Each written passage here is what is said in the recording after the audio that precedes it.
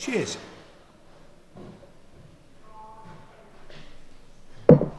So you've made it through to the airport departure gate, you've got onto your plane, you are going away on holiday, and my goodness me, of course you want a drink. Frankly, who doesn't?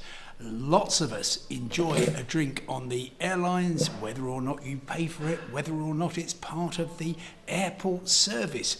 But increasingly, it seems that passengers are behaving badly.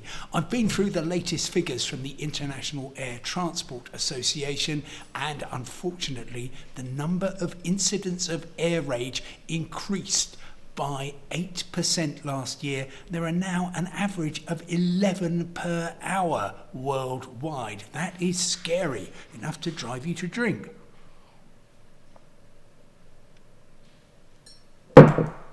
So, what's going to be done about it? Well, the airlines and indeed the airports, because of course part of the problem is that a lot of people are drinking at airports before their flight, say that they are cracking down on unsocial behaviour.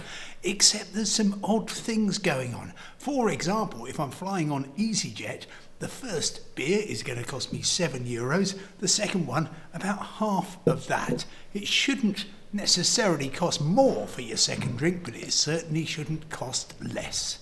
I think airlines could try completely alcohol-free flights. You might be thinking, that's impossible. But I'm old enough to remember in 1988 when British Airways suddenly said, we're going to trial smoke-free flights. And everyone said, you can't, it will never work. And now look, of course, smoking is completely outlawed.